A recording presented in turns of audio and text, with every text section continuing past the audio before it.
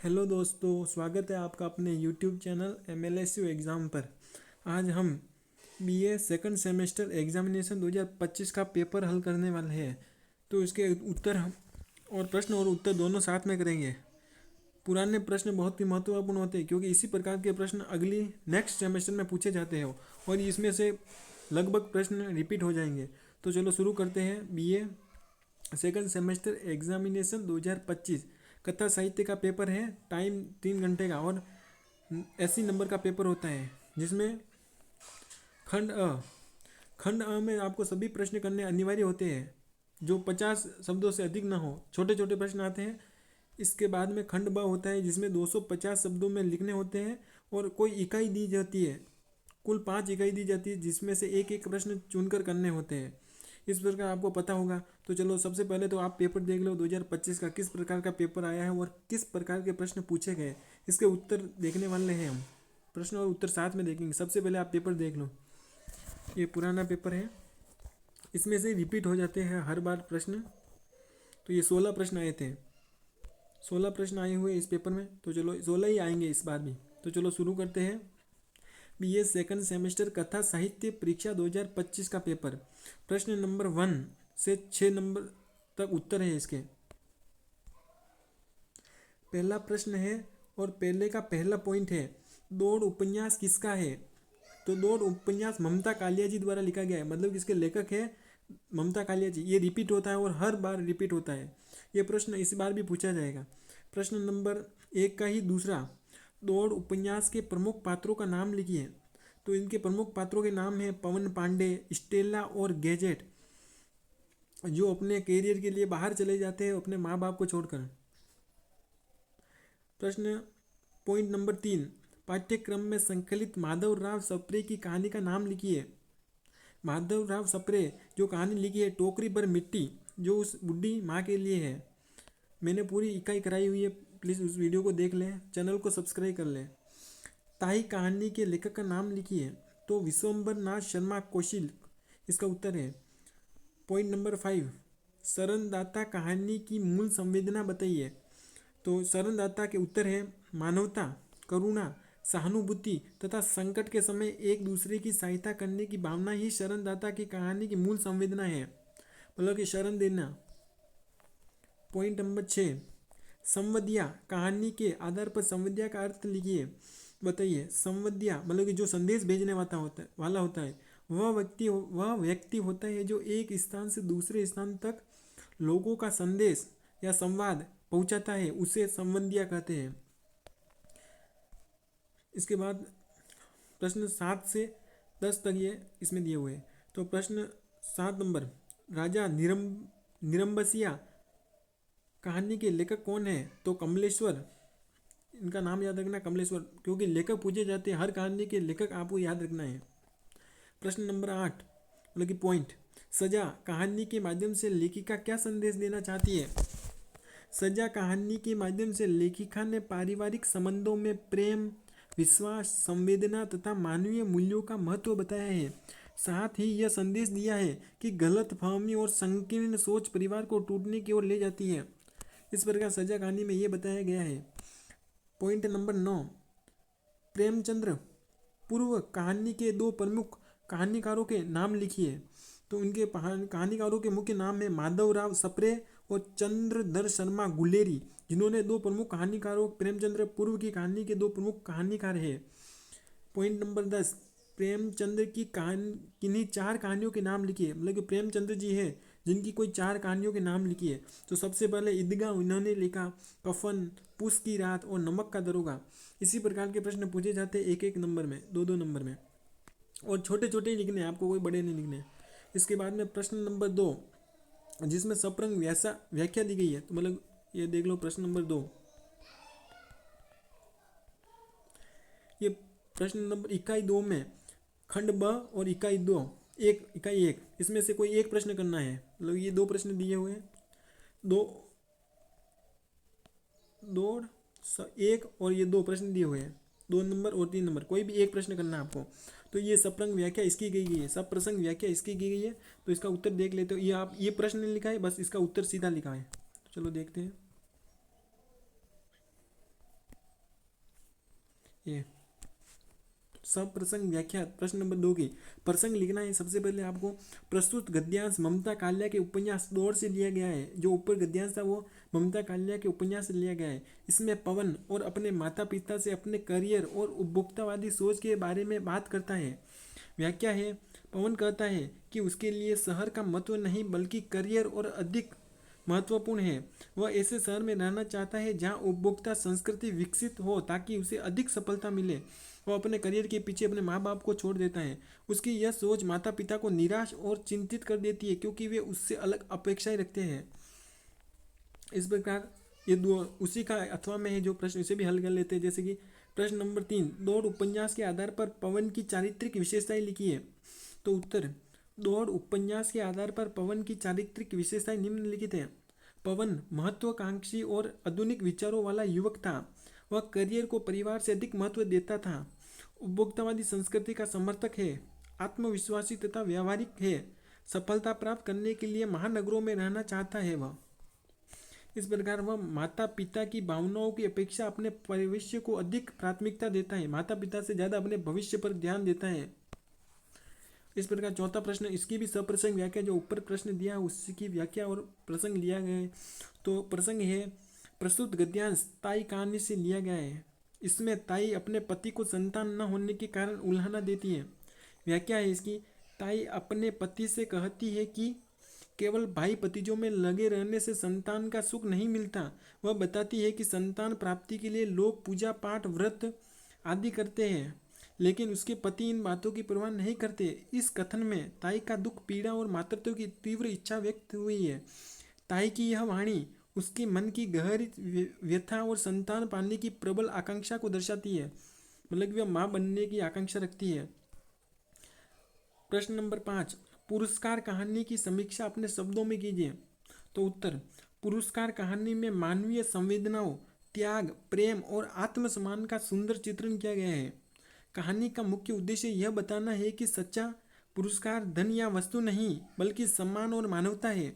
लेखक ने सरल भाषा, प्रभावशाली संवाद तथा रोचक घटनाओं के माध्यम से आदर्श जीवन मूल्यों की प्रस्तुत किया है। कहानी पाठकों को ईमानदार, कर्तव्यनिष्ठा और नैतिकता का संदेश देती है। इस प्रकार प्रश्न नंबर 6, आपको ये प्रश्न देखने ही जरूरी है क्योंकि ये प्रश्न बार बार रिपीट होते हैं।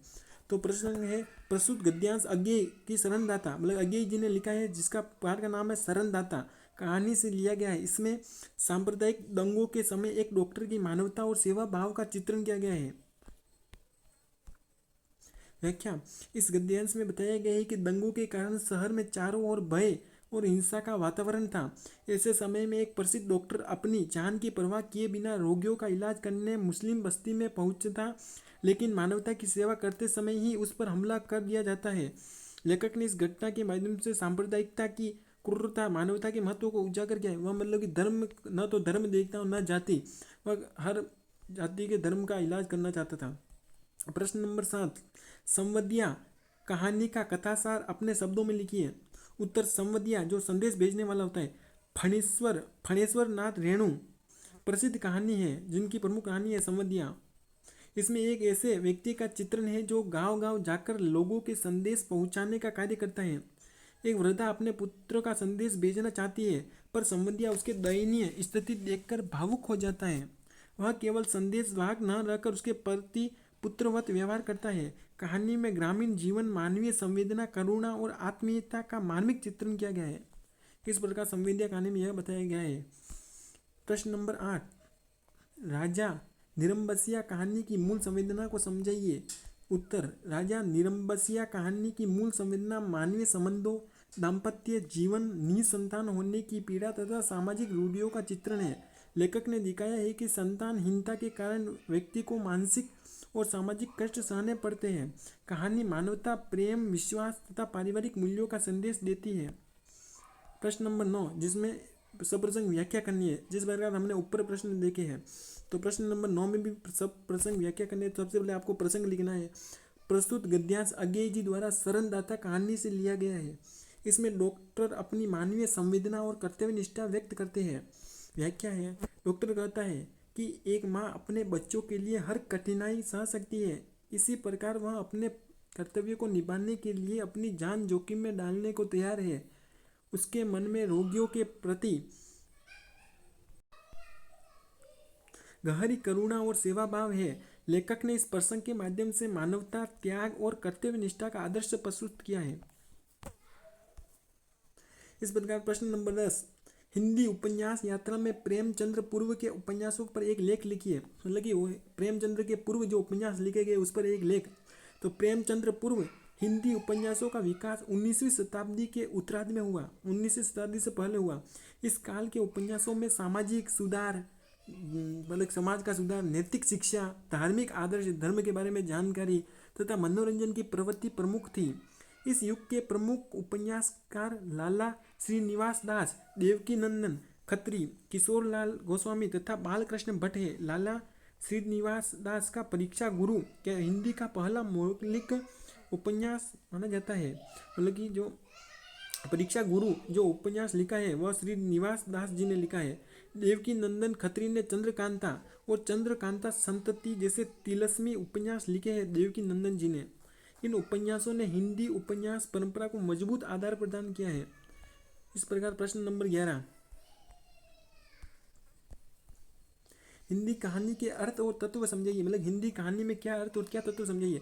तो आपको पता है कहानी क्या होती है। कहानी गद्य साहित्य की वह विधा है जिसमें किसी घटना को बताया जाता है, पात्र या भाव का संक्षिप्त एवं प्रभावशाली चित्रण किया जाता है, उसके बारे में बताया जाता है। तो कहानी के प्रमुख तत्व कौन कौन से। सबसे पहले कथानक होता है, उसके बाद में पात्र एवं चरित्र चित्रण होता है, उसके बाद में संवाद होता है जो एक दूसरे के ऊपर किया जाता है, पहले वह बोलता है उसके बाद में वह बोलता है। इस प्रकार कहानी बताई जाती है। देश काल एवं वातावरण का प्रबल होता है, भाषा एवं शैली का प्रभाव होता है, उद्देश्य होता है, महत्वपूर्ण उद्देश्य के बारे में ही कहानी लिखी जाती है। इन सभी तत्वों के समन्वय से एक प्रभावशाली कहानी का निर्माण होता है। इस प्रकार आपको कहानी के बारे में लिखना है, यह प्रश्न पूछा जाएगा। इसके बाद में प्रश्न नंबर 12, दौड़ उपन्यास में व्यक्त बाजारवाद को सोदाहरण समझाइए। जो दौड़ उपन्यास के बारे में सबसे ज़्यादा प्रश्न आते हैं और आपको इसकी तैयारी बहुत अच्छे तरीके से करनी है। तो दौड़ उपन्यास में ममता कालिया ने आधुनिक बाजारवाद और उपभोक्तावादी संस्कृति का यथार्थ चित्रण किया है।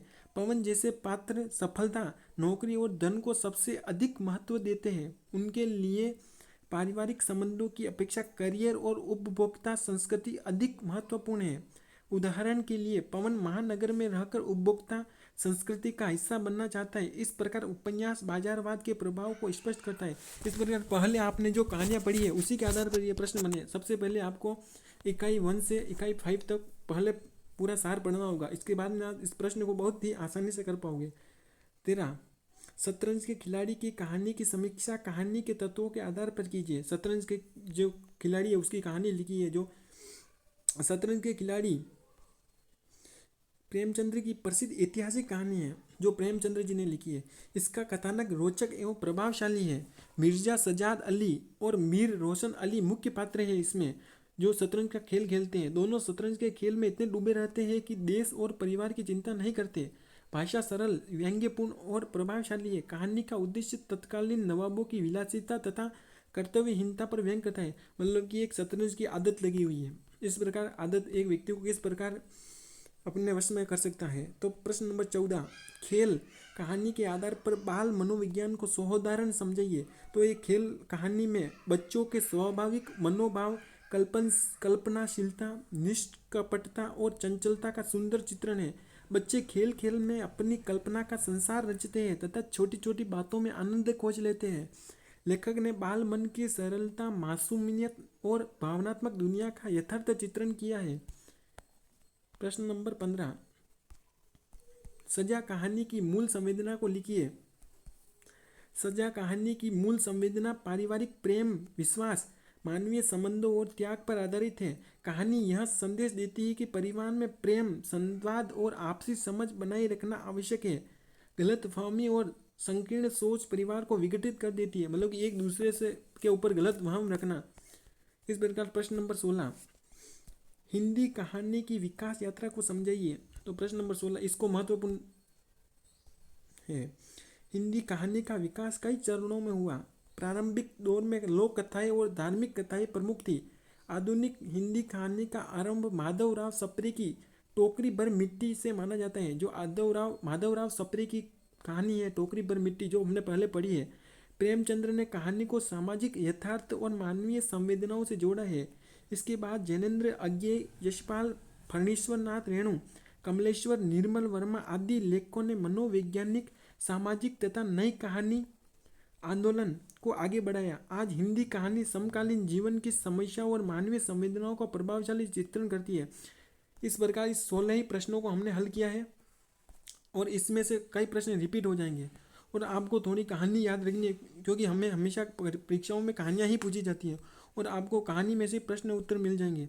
आपको जैसे कि सबसे पहले सजा कहानी के बारे में कुछ भी पूछा जाए तो आपको सजा कहानी कुछ नहीं आता हो तो पूरी सजा कहानी लिख देना, आपको 5 में से 4 नंबर मिल जाएंगे। तो इस प्रकार प्लीज़ चैनल को सब्सक्राइब कर दें और वीडियो को लाइक शेयर कर दें। धन्यवाद। मिलेंगे नेक्स्ट वीडियो में।